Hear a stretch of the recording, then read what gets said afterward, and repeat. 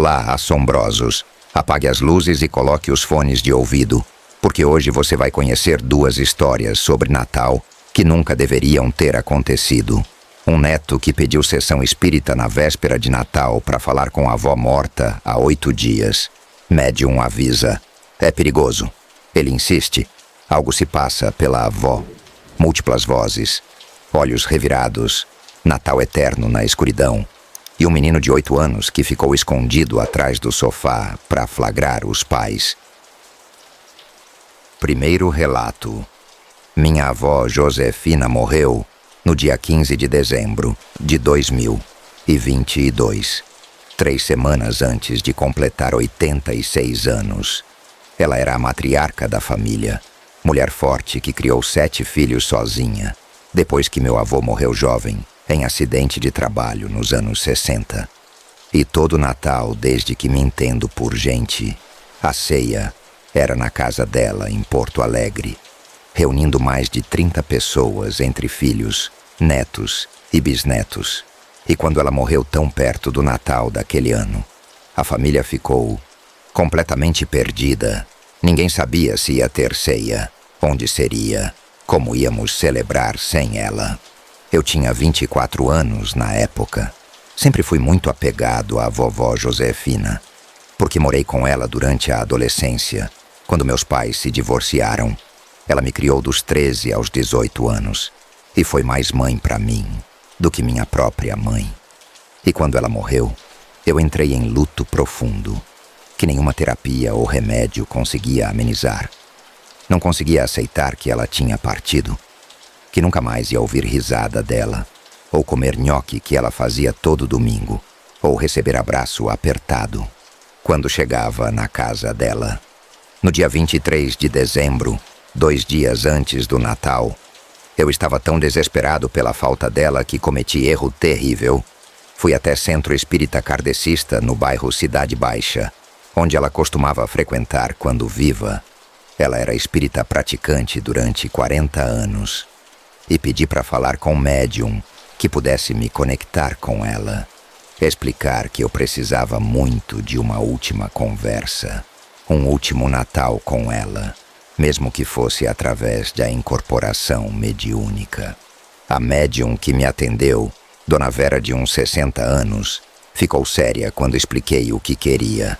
Ela disse: "Seu filho, espírito recém-desencarnado, precisa de tempo para se ajustar no plano espiritual. Sua avó partiu há apenas 8 dias. Forçar comunicação agora é perigoso tanto para ela quanto para você. Pode atrapalhar o processo dela e pode trazer coisa que não é ela. Você precisa esperar pelo menos 3 meses. Mas eu insisti, chorei, implorei. Disse que só queria falar com ela uma última vez no Natal, que ela ia querer falar comigo também, porque sempre fomos muito próximos. Dona Vera relutou, mas acabou concordando em fazer sessão privada na noite de 24 de dezembro, véspera de Natal, às 11 da noite no Centro Espírita. Ela avisou de novo que era arriscado, mas que ia tentar criar condição segura, com proteção espiritual reforçada. Cobrou R$300 e me disse para chegar no horário exato, nem antes nem depois, e para trazer objeto pessoal da minha avó que ajudaria na sintonia. Peguei terço de madeira que ela usava todo dia, aquele terço velho gasto de tanto ser manuseado, e cheguei no Centro Espírita às 11 da noite de 24 de dezembro. Tinha algumas pessoas ainda saindo de reunião pública de evangelização, mas logo o lugar ficou vazio, exceto eu, Dona Vera, e mais 2 médiuns auxiliares. Um homem de uns 50 anos chamado Ademir e uma moça jovem de 20 e poucos chamada Cristina. Sentamos numa sala pequena com mesa redonda de madeira, uma vela branca acesa no centro, copo de água e cadeiras para 4 pessoas. Dona Vera explicou que ela seria a médium incorporante, Ademir seria médium de sustentação energética e Cristina seria médium vidente, que poderia descrever o que via no plano espiritual. Me instruíram a segurar o terço da vovó e mentalizar ela com amor enquanto faziam prece de abertura. Dona Vera fez oração de proteção longa, invocando mentores espirituais e pedindo que apenas espíritos de luz se aproximassem. Especificamente chamou pelo nome da minha avó, Josefina Maria da Silva, pedindo que, se ela estivesse em condição de se comunicar, que viesse através da mediunidade de forma suave e amorosa. E então começamos a cantar músicas espíritas que eles conheciam, e eu tentava acompanhar. Levou uns 20 minutos até algo começar a acontecer. Dona Vera começou a respirar diferente, mais pesado, cabeça balançando levemente, e então o corpo dela ficou rígido, e voz mudou completamente, ficou mais grave e trêmula. Meu neto, por que me chamou tão cedo? Eu ainda estou confusa, ainda não entendo direito onde estou. Tem muita luz, muita gente tentando me ajustar, mas eu ainda sinto saudade da casa, do corpo, de vocês. Era a voz parecida com da vovó, mas não exatamente igual. Tinha distorção, e o jeito de falar era similar, mas com pausas estranhas. E mesmo assim meu coração disparou de emoção. Comecei a chorar e disse: "Vovó, sou eu, é o Gabriel. Eu só queria falar com a senhora uma última vez, dizer que te amo e que sinto muito sua falta, e perguntar se a senhora vai estar com a gente no Natal de alguma forma." A entidade respondeu através da Dona Vera: "Gabriel, meu querido, eu vou sempre estar perto de vocês. Mas você não devia ter me chamado agora. É muito cedo. Eu ainda estou me adaptando. E essa comunicação está me puxando de volta para o plano material, de forma que machuca. É como ser puxado contra a vontade. Me deixa aí. Me deixa descansar. A gente se encontra de novo no tempo certo." Mas eu não quis aceitar. Insisti: "Só mais um pouco, vovó, por favor. Só queria sentir sua presença no Natal, como fazíamos todo ano, só dessa vez última." E nesse momento Cristina, a médium vidente, ofegou alto e disse com voz assustada: "Tem algo errado. Tem outras presenças se aproximando. A claridade dela está enfraquecendo, e tem sombras ao redor, muitas sombras." Ademir tentou reforçar as preces de proteção, mas era tarde demais. Dona Vera começou a se contorcer na cadeira. Voz mudou de novo. Agora não parecia mais nada com minha avó. Ficou gutural e distorcida. "Gabriel quer ver a vovó? Gabriel quer Natal com a vovó? Então vem junto. Atravessa junto. Fica aqui junto com ela. Ela tá tão sozinha, tão confusa. Você pode guiar ela. Pode ficar junto." A vela no centro da mesa apagou sozinha mesmo sem vento, e a temperatura da sala caiu drasticamente em segundos. Conseguia ver própria respiração formando névoa. Cristina gritou: "Não é ela, não é a avó dele. Algo se passou por ela e agora tá tentando puxar ele." Ademir tentou segurar Dona Vera, que estava se debatendo violenta, mas ela era surpreendentemente forte. Jogou ele para trás e virou o rosto completamente na minha direção, olhos revirados mostrando só o branco, boca aberta num sorriso. Impossível, largo demais. E então Dona Vera, ou o que estava nela, falou com múltiplas vozes sobrepostas: "Josefina não quer vir. Josefina já foi para a luz, mas nós estávamos esperando alguém chamar, alguém abrir porta. Faz tanto tempo que estamos presos aqui nessa frequência. Obrigado, Gabriel. Obrigado por nos deixar entrar." E ela começou a rir. Riso agudo e múltiplo, como várias pessoas rindo ao mesmo tempo com tons diferentes. Ademir puxou minha cadeira para trás e gritou para Cristina ajudar a fazer corrente de oração. Os dois começaram a recitar Pai Nosso em voz alta, enquanto seguravam Dona Vera pelos ombros, tentando estabilizar ela, e eu paralisado de terror, ainda segurando o terço da vovó, que agora estava quente, queimando minha mão, mas não conseguia soltar, como se tivesse grudado na pele. Dona Vera levantou da cadeira com força sobrenatural Jogou Ademir e Cristina no chão, virou na minha direção e caminhou em passos descoordenados, corpo se movendo de forma quebrada como marionete, e falou diretamente para mim. Você quer Natal? Vamos fazer Natal aqui e agora. Natal eterno, Natal sem fim. Você, nós, Josefina, quando conseguirmos puxar ela de volta, todos juntos na escuridão festejando para sempre. Consegui finalmente soltar o terço e corri para a porta, mas ela estava trancada por fora. Não lembrava de ninguém ter trancado. Tentei chutar, mas era porta pesada de madeira. Dona Vera se aproximando cada vez mais, braços estendidos, dedos se contraindo como garras. E Ademir conseguiu se levantar e jogou o copo de água nela, enquanto gritava algo sobre consagração e limpeza.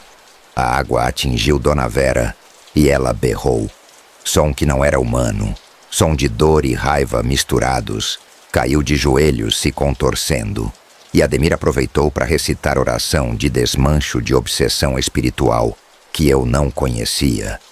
Palavras em ritmo rápido, enquanto fazia gestos com as mãos sobre a cabeça dela.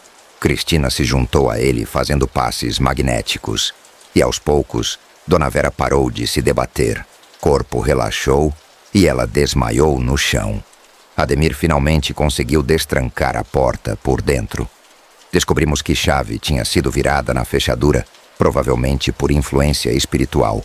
Ele me puxou para fora da sala. Ajudou Cristina a carregar Dona Vera para a área de descanso do centro. E então se virou para mim com expressão de raiva e disse: Você quase matou ela. Quase se matou também.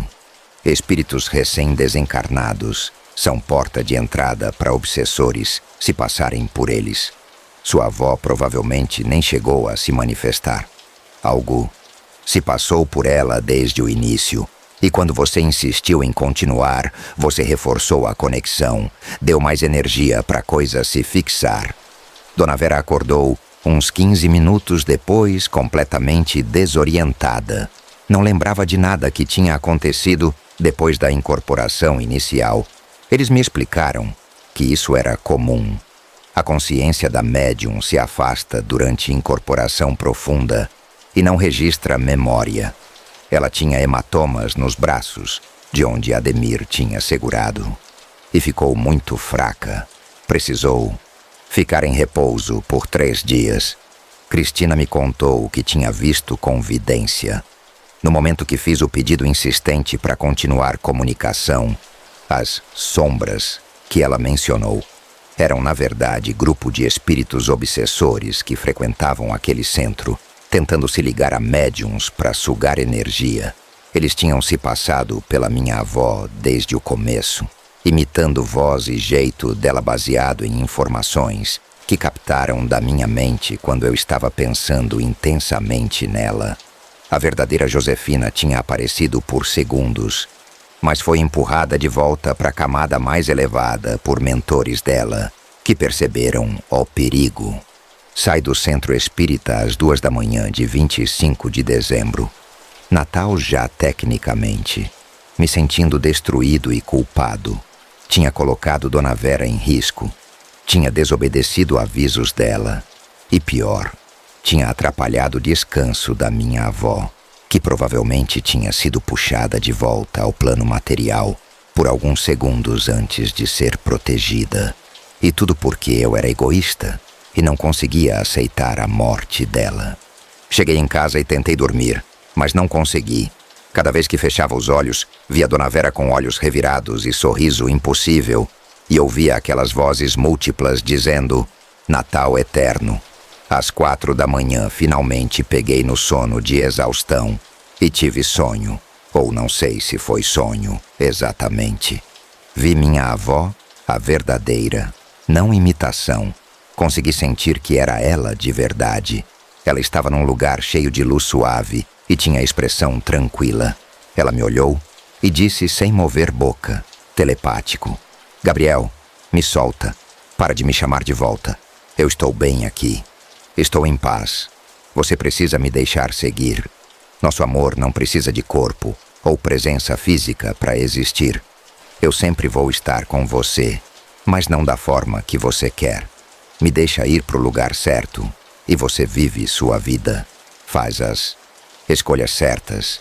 Me honra vivendo bem e não me prendendo com saudade doentia. Acordei chorando às 6 da manhã. Sol nascendo, dia de Natal. E pela primeira vez desde que ela morreu, senti pequena paz, pequena aceitação de que ela realmente tinha partido e que ficar tentando trazê-la de volta era egoísmo meu disfarçado de amor. Fui na ceia de Natal que minha tia organizou na casa dela. Família inteira reunida, mas com um buraco enorme onde vovó deveria estar. E dessa vez consegui participar sem desabar. Consegui celebrar memória dela em vez de lamentar a ausência. Nunca mais voltei naquele centro espírita. Pedi desculpas por telefone para Dona Vera, que aceitou, mas disse que eu precisava aprender que morte tem processo, tanto para quem parte quanto para quem fica, e forçar comunicação prematura é desrespeito com os dois lados. Ela me explicou que o correto seria esperar pelo menos 6 meses para 1 ano, antes de tentar contato mediúnico com o recém-desencarnado. Dar tempo para o espírito se ajustar, entender nova condição, se desligar das amarras materiais. Aprendi da forma difícil que amor verdadeiro às vezes significa deixar ir, mesmo quando dói insuportavelmente, mesmo quando parece impossível seguir sem a pessoa, e que Natal pode ser celebrado com memória e gratidão em vez de presença física. Minha avó Josefina está onde deve estar, em paz e luz. E eu estou aqui vivendo, honrando ela através de escolhas que ela aprovaria. E nunca mais vou tentar puxar ninguém de volta do outro lado. Porque agora entendo que existe ordem natural das coisas. E morte faz parte dela tanto quanto vida. Antes da segunda história.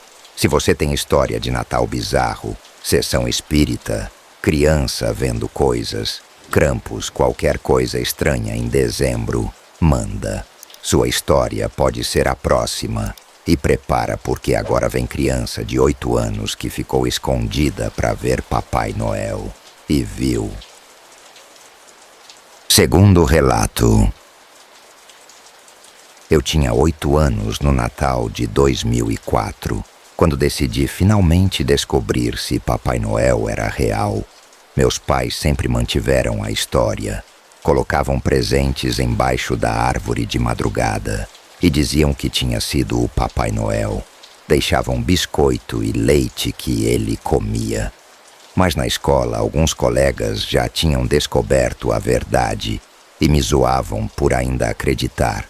Então resolvi que naquele Natal ia ficar acordado, escondido e flagrar meus pais colocando os presentes.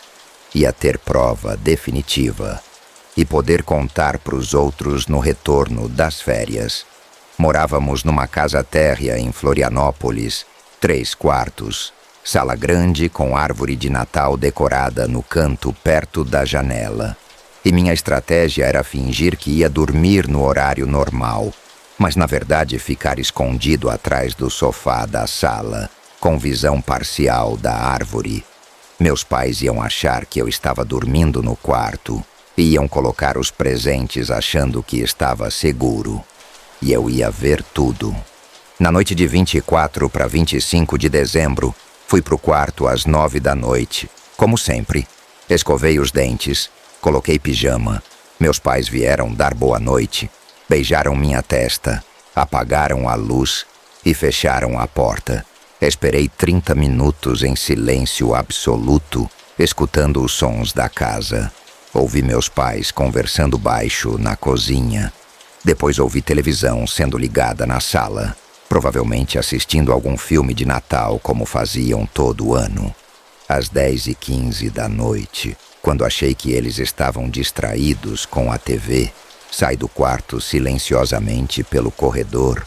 As luzes estavam apagadas, exceto da sala, onde a TV brilhava. Consegui me esgueirar até a sala e me esconder atrás do sofá grande.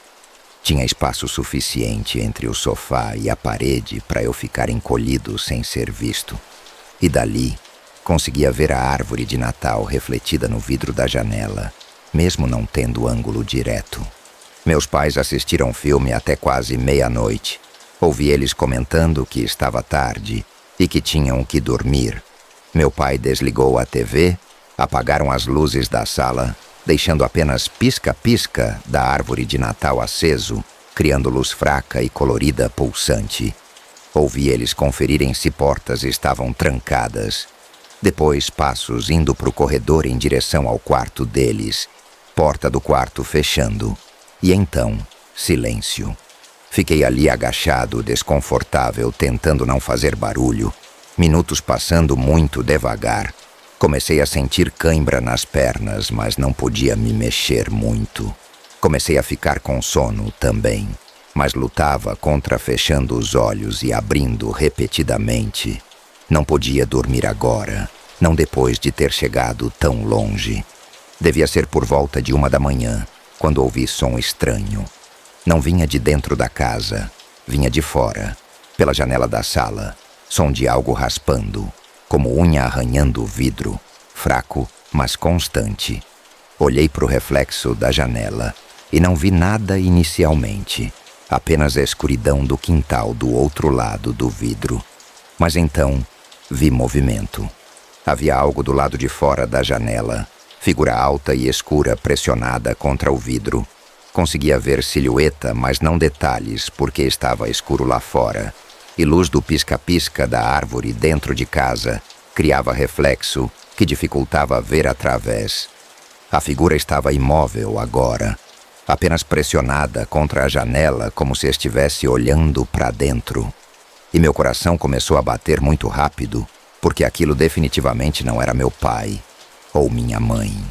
Pensei que talvez fosse ladrão tentando entrar, ou algum vizinho bêbado confuso. Mas o jeito que a figura ficava imóvel era perturbador. Não era comportamento normal de pessoa tentando arrombar ou pedir ajuda. Era como se estivesse apenas observando, esperando, e a postura era estranha, alta demais, desproporcional. E então a janela começou a abrir, lentamente, deslizando na trilha, mas estava trancada. Eu tinha visto meu pai trancando.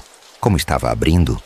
A figura do lado de fora empurrou a janela completamente aberta, sem esforço aparente, como se trava não existisse. E então, começou a entrar. Primeiro vi perna longa demais entrando pela janela. Depois, corpo se curvando de forma antinatural para passar pelo espaço. E quando a figura estava metade dentro, metade fora da sala, consegui ver melhor com luz fraca do pisca-pisca. E o que vi me fez segurar respiração para não gritar. Não era pessoa, ou se era pessoa completamente errada, muito alta. Devia ter mais de 2,5 metros, magra demais, braços e pernas finos como galhos mais longos, se movendo de forma descoordenada, e usava algo que parecia ser roupa vermelha, esfarrapada e suja, e tinha barba branca, mas não era barba fofa de Papai Noel. Era barba comprida e emaranhada com coisas presas nela. E o pior, era o rosto. Mesmo na luz fraca, consegui ver que sorriso era grande demais. Boca aberta, mostrando dentes, todos tortos e amarelados, e olhos não refletiam luz como olhos humanos deveriam. Eram escuros completamente, buracos fundos. A coisa terminou de entrar pela janela e ficou de pé na sala, curvada porque teto não era alto o suficiente para a altura dela, cabeça inclinada num ângulo estranho, e ficou parada por longos segundos, apenas observando a sala, e então começou a se mover em direção à árvore de Natal, com passos arrastados, pés fazendo som de raspagem no piso de madeira. Ela se aproximou da árvore e se abaixou de forma quebrada, joelhos dobrando no ângulo errado, e pegou um dos presentes que já estavam ali embaixo, um embrulhado em papel verde com laço vermelho. Era presente para minha irmã mais nova, Mariana, de 5 anos. E a coisa cheirou o presente. Aproximou o nariz comprido e fungou alto, e então começou a desembrulhar com dedos longos e sujos, rasgando o papel, abrindo a caixa. Dentro tinha a boneca que meus pais tinham comprado para Mariana. Boneca loira de pano com vestido rosa. A coisa pegou a boneca e examinou virando para todos os lados, e então arrancou a cabeça da boneca com um movimento súbito. Cabeça se separando do corpo com som de tecido rasgando, e a coisa riu. Riso baixo e gutural que parecia vir de dentro do peito dela. Ela jogou o corpo da boneca pro lado e colocou a cabeça dentro do saco esfarrapado que carregava nas costas. Saco sujo de pano que não tinha notado antes. E então pegou outro presente. Esse era meu, embrulhado em papel azul. Dentro tinha carrinho de controle remoto que eu tinha pedido. Ela abriu da mesma forma, pegou o carrinho e esmagou ele com a mão, plástico quebrando com som de estalo alto, e jogou os pedaços de volta na caixa, antes de colocar a caixa destruída de volta embaixo da árvore. Eu estava tremendo violentamente atrás do sofá, lágrimas escorrendo silenciosas pelo rosto, tentando não fazer nenhum som, porque tinha certeza absoluta que se aquela coisa me visse algo muito ruim, ia acontecer.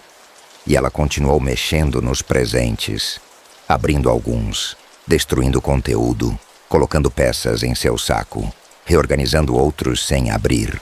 E então ela parou de repente e virou a cabeça na direção do corredor onde ficavam os quartos, cabeça girando mais do que pescoço humano permite, e começou a caminhar lentamente naquela direção, se arrastando, e percebi com horror absoluto que ela estava indo em direção aos quartos, em direção aos meus pais e à minha irmã. Fiquei paralisado de terror. Não conseguia gritar, não conseguia me mexer. Apenas observava a silhueta magra e alta se movendo pelo corredor escuro. E então ouvi porta sendo aberta devagar, a do quarto da Mariana, minha irmã. E fiquei imaginando aquela coisa se curvando sobre a cama dela, olhando para ela dormindo com aqueles olhos fundos escuros e aquele sorriso grande demais. Não sei quanto tempo passou, talvez 2 minutos, talvez 10. O tempo ficou estranho, mas então ouvi porta fechando e passos voltando pelo corredor. A coisa retornou para a sala carregando algo no saco, que agora parecia mais cheio. Passos ainda arrastados, e ela foi direto para a janela e começou a sair da mesma forma que entrou, corpo se contorcendo de forma impossível para passar. E quando estava do lado de fora, ela parou e virou o rosto de volta para dentro da sala, diretamente na direção do sofá, onde eu estava escondido. Aqueles olhos escuros se fixaram exatamente onde eu estava, mesmo ela não devendo conseguir me ver atrás do sofá, na escuridão. E o sorriso ficou ainda maior, impossível de tão largo, e ela levantou uma mão longa com dedos finos e acenou lentamente, movimento de tchau exagerado e mocador, e então virou e desapareceu na escuridão do quintal.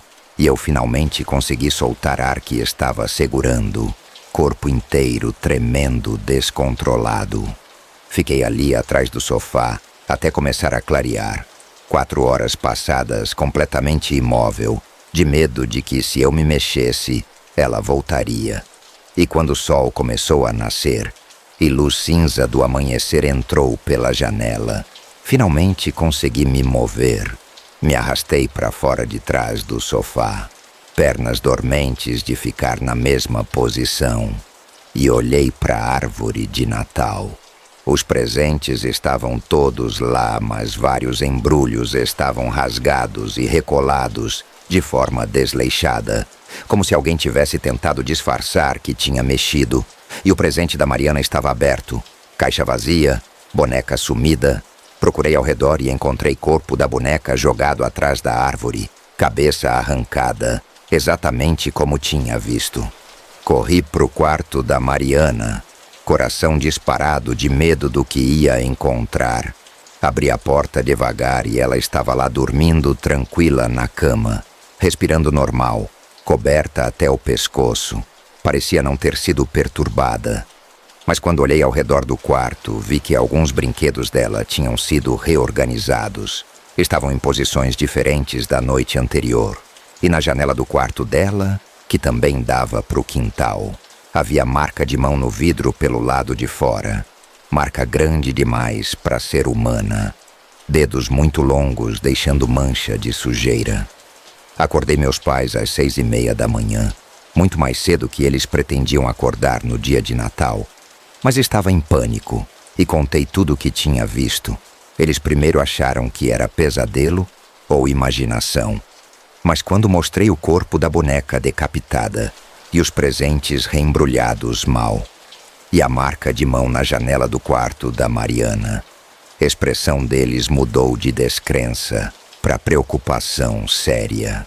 Meu pai checou todas as janelas e a da sala realmente estava destrancada, mesmo ele jurando que tinha trancado na noite anterior. E encontramos rastros no quintal, pegadas grandes e profundas demais na terra molhada do jardim. Não eram pegadas humanas normais. Eram alongadas e tinham só 4 dedos marcados. Dedos largos e espaçados, e seguiam até cerca do fundo da propriedade onde havia buraco aberto, como se cerca tivesse sido arrancada com força. Meu pai chamou polícia para fazer boletim de ocorrência. Disse que tinha tido invasor durante a noite. Mas quando policiais chegaram e viram as pegadas e a marca de mão, eles ficaram perturbados também. Um dos policiais, mais velho, olhou as marcas por tempo longo e então falou baixo para o parceiro algo sobre ele já chegou aqui também. E quando meu pai perguntou o que significava, o policial disse que nos últimos 3 anos tinha tido relatos similares em Florianópolis durante época de Natal. Invasores altos e magros entrando em casas durante madrugada de 24 para 25, mexendo em presentes e assustando crianças que ficavam acordadas, mas nunca machucando ninguém fisicamente, apenas causando terror e roubando brinquedos. O policial disse que tinha teoria local, de que era algo relacionado ao folclore antigo europeu sobre Krampus, ou figuras similares, demônios que visitavam crianças no Natal, mas que oficialmente eles tratavam como casos de invasor perturbado, usando fantasia para assustar. Nunca tinham conseguido prender ninguém porque criatura, ou pessoa, sempre desaparecia sem deixar rastro, além das marcas, e que melhor coisa que podíamos fazer era trancar tudo muito bem nos próximos natais e talvez instalar alarme. Mariana acordou às 8 da manhã completamente normal, sem memória de nada estranho ter acontecido. Reclamou que boneca nova tinha sumido, e quando mostramos o corpo dela decapitado, ela chorou. Mas meus pais rapidamente disseram que iam comprar outra e distraíram ela com outros presentes. Eu nunca mais quis saber de Papai Noel depois daquela noite. Nunca mais tive curiosidade sobre Natal. Magia tinha sido destruída e substituída por trauma. E por anos, sempre que chegava dezembro, eu ficava ansioso e com medo. Dormia com luz acesa. E até hoje, quando adulto de 28 anos, ainda tenho pesadelos ocasionais com figura alta e magra, com sorriso grande demais entrando pela janela e virando o rosto para mim. Pesquisei bastante sobre lendas de Natal sinistras depois que cresci e descobri que em muitas culturas europeias existe contraparte maligna do Papai Noel. Entidades que punem crianças, mas ou visitam durante Natal.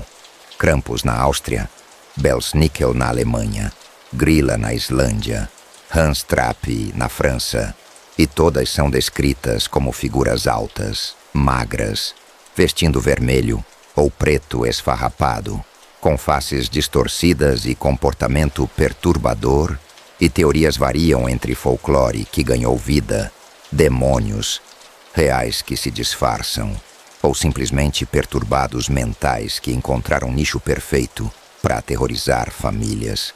Não sei o que entrou na minha casa naquela noite de Natal de 2004. Se era humano doente fantasiado, se era algo paranormal, se era criatura de outra dimensão que se aproveita da energia do Natal. Mas sei que era real, porque vi, porque deixou marcas físicas, porque destruiu boneca e outros brinquedos, e porque até hoje, quando passo por casa, na época de Natal, e vejo janelas iluminadas com árvores decoradas, parte de mim se pergunta se tem criança acordada do outro lado da janela, prestes a descobrir que Papai Noel pode ser real, mas não da forma que esperavam. 2 histórias de Natal. Um quis trazer a avó morta de volta. Aprendeu. Às vezes, amor é deixar ir. Outro quis ver Papai Noel. Descobriu, nem toda magia é boa. Se valeu a pena esses 29 minutos, deixa like, se inscreve, ativa notificações. Me conta, você prefere o terror espiritual ou o físico?